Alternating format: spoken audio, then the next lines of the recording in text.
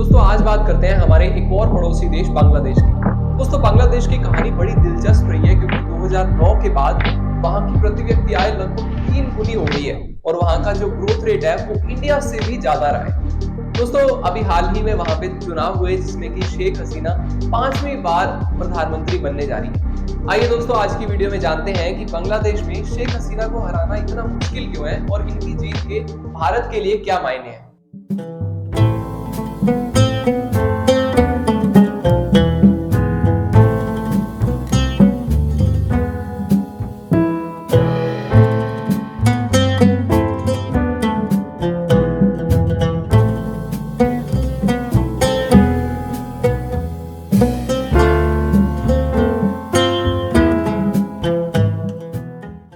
मुस्लिम बहुल बांग्लादेश एक टाइम पे दुनिया के सबसे गरीब देशों में से था और 2009 के बाद वहां की जो प्रति व्यक्ति आय वो 3 गुनी हो गई। इतना फास्ट ग्रो किया है कि उनकी ग्रोथ रेट इंडिया से भी ज्यादा है।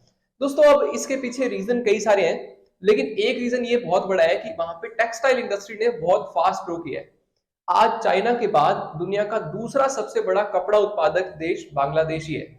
एक और रीजन जो हमने पिछली दोनों वीडियो में डिस्कस किया है वो ये है कि वहां पे पॉलिटिकल स्टेबिलिटी आई है। दोस्तों हमने पिछली वीडियोस में भी समझा था, पाकिस्तान वाली वीडियो में भी देखा था हमने कि जब तक पॉलिटिकल स्टेबिलिटी ना हो तब तक आप बिजनेस को ग्रो नहीं करा सकते, वहां कोई भी देश तरक्की नहीं कर सकता।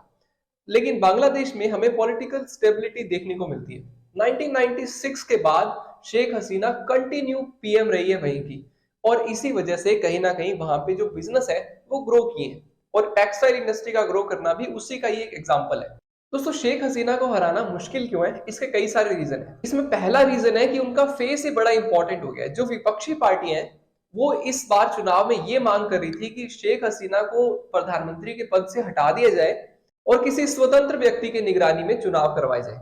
शेख हसीना ने इसको बिल्कुल ठुकरा दिया क्योंकि ऑब्वियस है ये कोई भी अपना पद नहीं छोड़ेगा सिर्फ इस बात के लिए कि चुनाव करवाए जाए।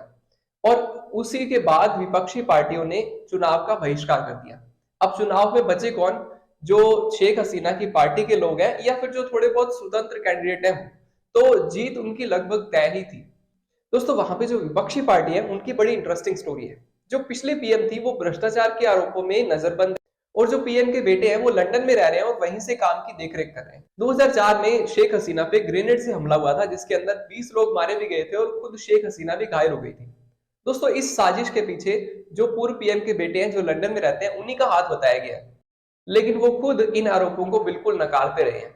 उनका कहना यह है कि वहां पे जो न्याय व्यवस्था है उसका दुरुपयोग किया जा रहा है और उनके खिलाफ साजिश रची जा रही है। दोस्तों भारत के लिए ये जीत बड़ी इंपॉर्टेंट है क्योंकि भारत और बांग्लादेश दोनों ही एक दूसरे पे बहुत हद तक निर्भर है। अब भारत को अपने नॉर्थ ईस्ट के राज्यों में एक्सेस चाहिए और उसके लिए वो बांग्लादेश के पानी और सड़क मार्गों का इस्तेमाल करना चाहते हैं।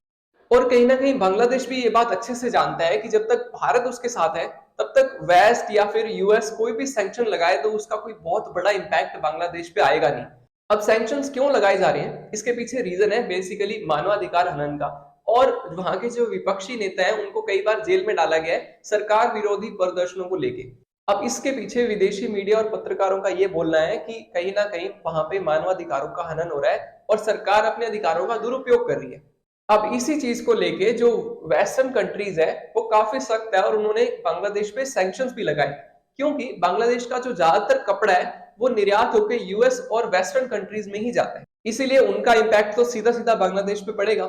लेकिन बांग्लादेश ये जानता है कि जब तक भारत उसके साथ है इन सैंक्शंस का ज्यादा असर उस पर नहीं पड़ने वाला, इसीलिए दोनों ही देश एक दूसरे पे निर्भर है और बांग्लादेश की स्थिरता भारत के लिए बड़ी इंपॉर्टेंट है।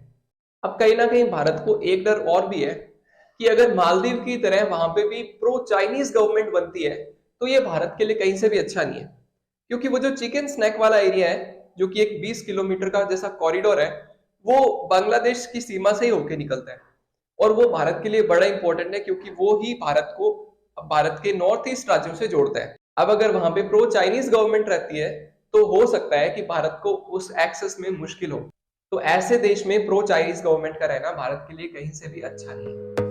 आपको ये वीडियो कैसा लगा कमेंट में जरूर बताइएगा। आप मिलते हैं आपसे अगली वीडियो में, टिल देन टेक